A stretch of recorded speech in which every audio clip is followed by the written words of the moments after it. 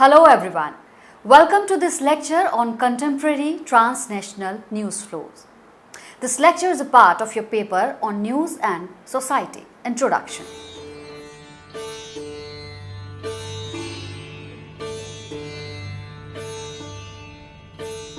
In this module, you will learn the development of the concept of transnational news flow.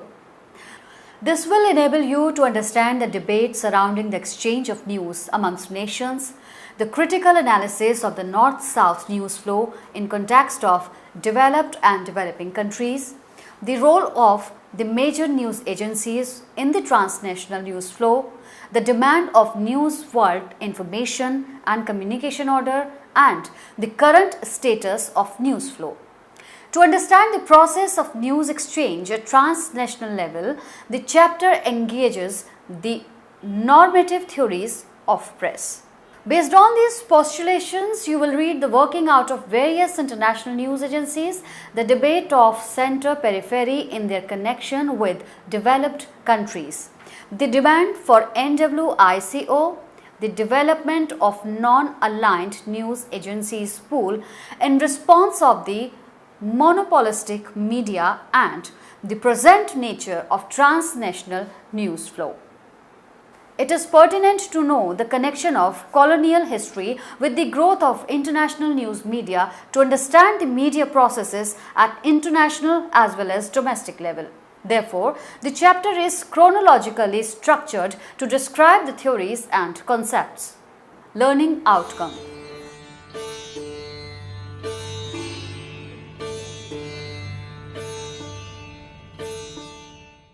You will be able to understand the importance of transnational news exchange for the development of the countries.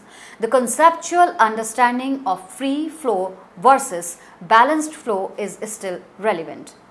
After reading this module, you will be in position to critically analyze the transnational news media processes. Also, you will be able to identify and suggest the measures towards desired changes. Evolution and development of transnational news media.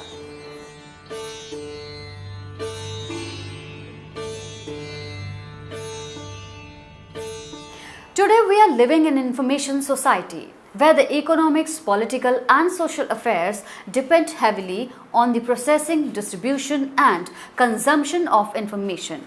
However, this is not a new phenomenon.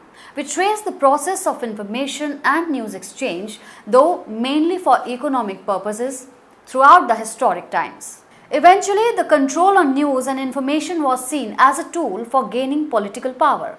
For instance, we see the advent of press in India, when British needed information exchange with their home countries along with their colonies including India, and how Indian leaders used the might of pen for freedom movement. The knowledge of international political affairs may rightly be called one of the factors which led the country towards independence, since our leaders were well aware of these events. However, when we talk about transnational media for masses, one has to understand why do we need it? Who has the control on the news? How the news is processed? What are the implications of the news we get at receiving end? To start with, we find the media technology at large is controlled by the developed nations. There are big 4 news agencies along with a few news channels based in those countries which control the international news business. The selection of information, news processing and the treatment given to the news, that is positive, negative or neutral, remains in center stage of debate related to the purpose they fulfill by producing that content. Moreover, the countries which have their own media systems do not own the indigenous technology so far and are still living under the shadows of the foreign technology providers, even in the post-colonial era. The coming section takes you to the detailed debates related to transnational news flow and their outcomes. Debates surrounding the news exchange.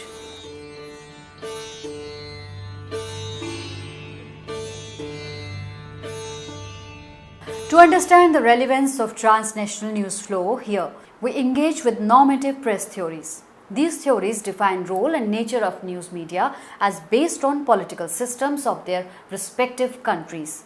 That is, authoritarian, libertarian, social responsibility theory, communist, and lately added democratic participant theory and development communication theory. While the authoritarian and communist theory of press indicate towards the restricted and controlled media processes, libertarian press theory defines the free market-based media of democratic societies. On the other hand, social responsibility theory tells us about the free press with responsibility towards society as against the pure profit basis. The other two theories of press were coined keeping the special needs of the developing countries in mind, while the democratic participant theory talks about the audience's participation in the media processes. The development communication theory, as the name indicates, takes media as a tool for development. Similarly, Hallen and Mancini identified three models. The liberal model found in US, Britain, Canada, Ireland, Australia, and New Zealand. The polarized model found in Italy, Spain, and France to an extent, and the democratic corporatist model found in Scandinavia and Central European states. Interestingly, there are only 4 major international news agencies headquarters in UK, USA, and France hold approximately 80% of the international news market and thus control the worldwide flow of information. Broadly based on the liberation theory or liberal Western model of absolute freedom of collection and dissemination of news without interference from any country, these news agencies, however, have been criticized for their biased and uneven coverage of world affairs. Role of major news agencies.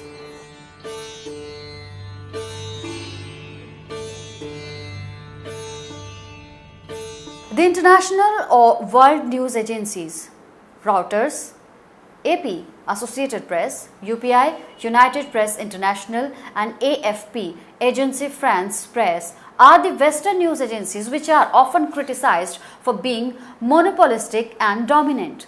These agencies are in fact the pioneer of the field which occupied 90% of telegraph traffic by second half of 1860s along with commercial messages. The monopoly on communication network at that time resulted in huge profits and strengthening in the infrastructure of these international news agencies further. While describing the functioning of these news agencies, Hessian and Scotton in 2006 said, although they claim to cover the world, the agencies historically have tended to serve primarily their own national clients and those in their sphere of influence. That is, Reuters serviced British media and the British Commonwealth. AFP worked mainly for the French press and overseas French territories. And UPI, in its prime, in addition to its US clients, long had strong connections in Latin America. But these world agencies have become more international in scope, selling their services to whoever will buy, wherever they may be. The tendency to assess the importance of place and events on the basis of clientele by these agencies led to the uneven collection of news. Along with the home countries, few developed nations of political influence were given more emphasis to cover the stories, while rest were left out. It was argued that the developing countries or the so-called third world countries were given any reportage only at the time of acute crisis such as natural disasters, wars or coups. North-South news flow.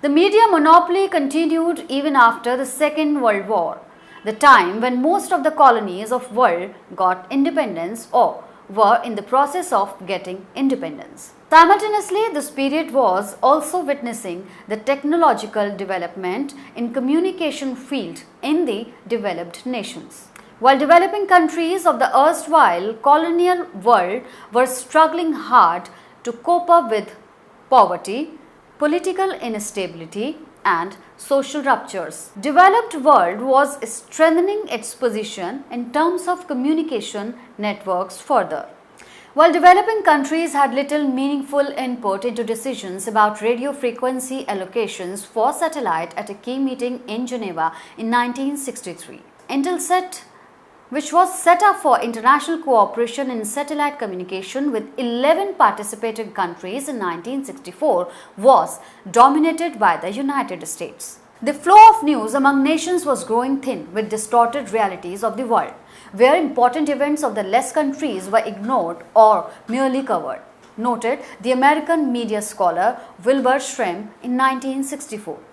These observations by the scholars laid the foundations of international news flow theory. A clear-cut demarcation was observed in collecting, processing, and disseminating the news in northern and the southern part of the globe. The north-south news flow has often been related to the center-periphery model as well. This postulation is adopted from the Marxist tradition of looking at the imperialism as a cause of economic underdevelopment and resultant dependency of the less developed countries. To depict their structural relationship between these countries, the advanced developed world has been described as core or center, while the dependent developing countries are named as periphery. Free flow versus balanced flow.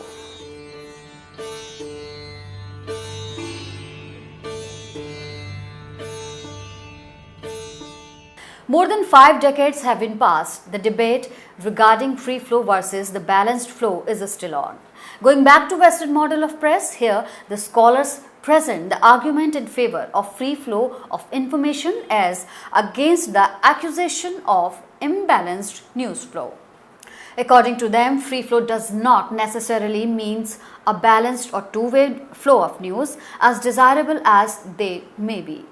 They emphasize upon news from reliable and accurate sources as what needed for the readers and viewers all over, rather than the spatially even or two-way news flow. However, the profit-making free press was highly criticized on the part of the scholars who argued that the purported victims, which are the developing nations, have been raging bitterly over the news coverage of the events in their continent. They condemned the free flow of information as being not only unidirectional and vertical, from north to south, but also depicting a distorted picture of developing countries since the events were covered with Western perspective. Thus, the whole debate led towards the demand for two-way balanced news flow towards one equal global world. Demand for NWICO.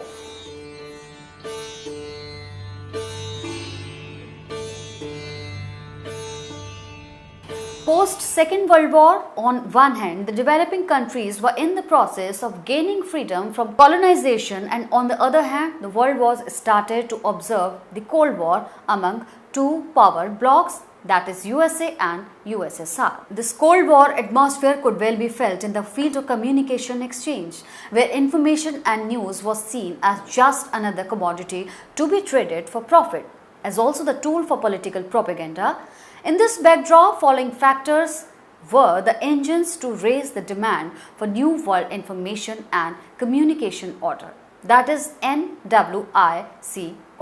The efforts towards self-reliance and development by the newly independent nations.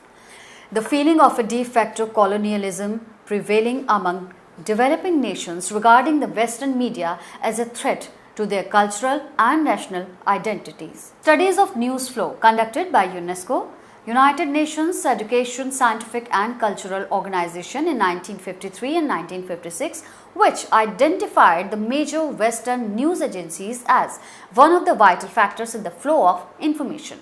The effort to keep clear of the power blocs, which was resulted in the formation of the Non-Aligned Movement NAM in 1961 with 25 member countries. In 1970, the General Conference of UNESCO issued a call to examine communication policies and caught the attention of the West. However, it was the NAM Summit Conference in Algiers in 1973, where the idea of a non-aligned news pool established as Non-Aligned News Agencies Pool (NANAP) pushed the demand for NWICO strongly. It was made clear that the transformation of the international economic system required that non-aligned nations take concerted action in the field of mass communication in order to promote a greater interchange of ideas among themselves. Moreover, also known as New World Information Order (NWIO) or the New International Information Order (NIIO), it had been seen as a simultaneous move for the demand for new international economic order of 1974. The same concerns were put up in Tunis and New Delhi in 1976 by NAM.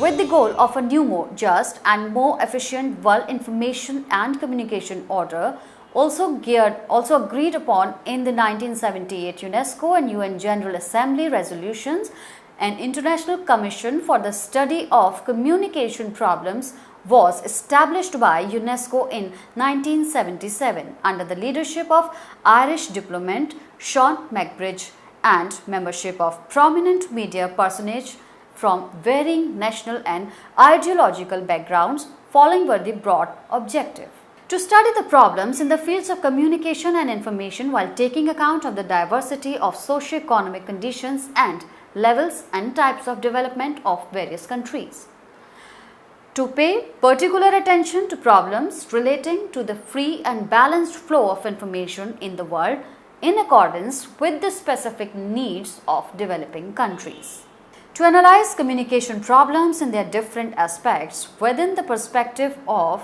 the establishment of a new international economic order and of the measures to be taken to foster the institution of a new world information order; to define the role which communication might play in making public opinion aware of the major problems besetting the world, in sensitizing it to these problems and helping gradually to solve them by concerted action at the national and international levels.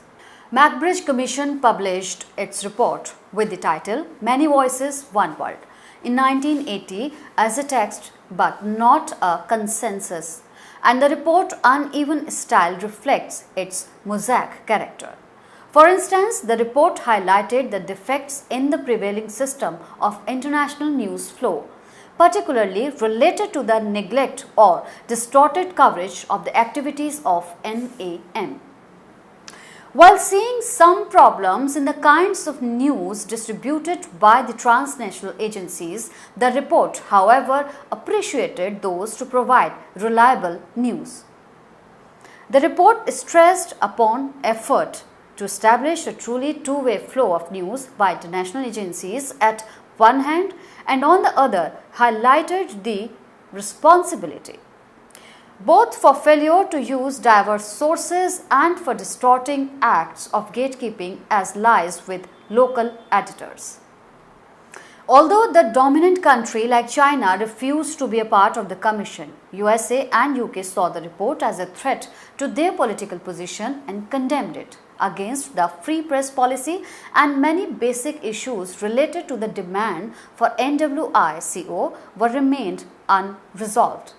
However, the Commission's report resulted in some improvements in terms of the coverage of NAM countries in Western media, technological exchange, training and development aid to the journalists of developing countries. More efforts were made in this direction throughout the 1980s. Nature of transnational news flow at present.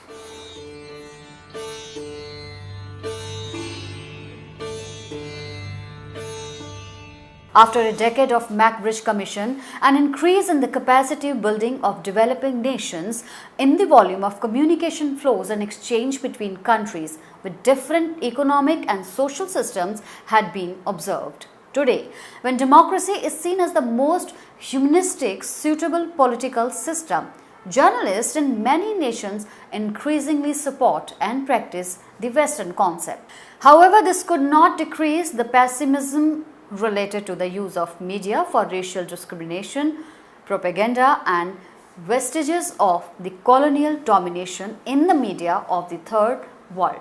Rather, there was less news flow from South post-Cold War and even lesser post. Due to advent of new technology and financial cost cutting, the foreign news is limited to few events. This practice leads towards parachute journalism with declining coverage and follow-ups of foreign affairs on one hand, and also resulted in a special breed of glamorous foreign correspondents. The other trend among the international media organization is hiring stringers in the developing countries. They argue for it to be more economic and better in terms of reporting from staffers familiar with the space. However, by hiring stringers, they do not keep a regular serious connection with these countries. For example, the sub-Saharan Africa, except South Africa, continues to be the least reported region. Following are the patterns of transnational news flows. Homogenization of news.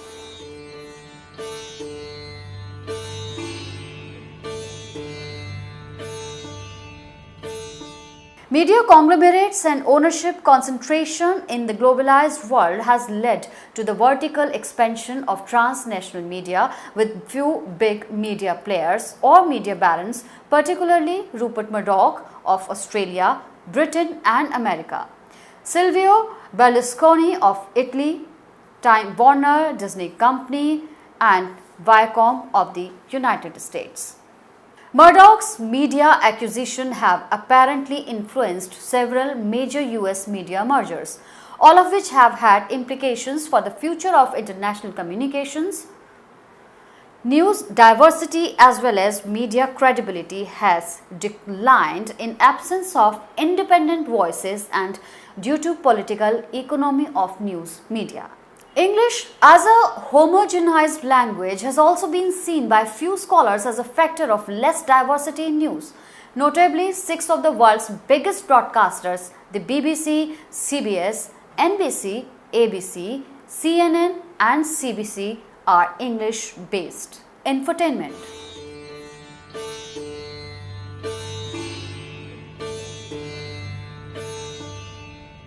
It has been observed that foreign news in various media is reduced to tabloidism and junk news, which is only meant to entertain rather than inform, the dumbing down discourse, again with the vertical flow gets momentum. Dayatusu in 2007 argues that infotainment may have an important ideological role, a diversion in which soft news masks the hard realities of the new liberal imperialism. Alternative media.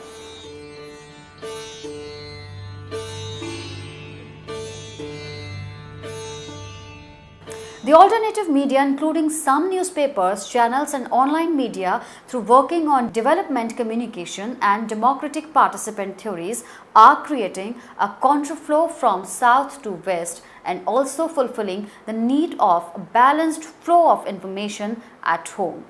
The Doha-based satellite channel Al Jazeera is one of such examples. As Robin Wright of the Washington Post reported, Al Jazeera's popularity has given rise to 100 satellite channels in the region. Together, they are called the most dynamic force for political change in the Middle East. They offer a locus for the Arab street to vent, formulate and discuss public affairs. With an increased penetration and engagement, Internet has provided the world of interactive news media to the developing countries. A few optimistic observers believe these communication flows may lead to more open and possibly democratic societies. Summary.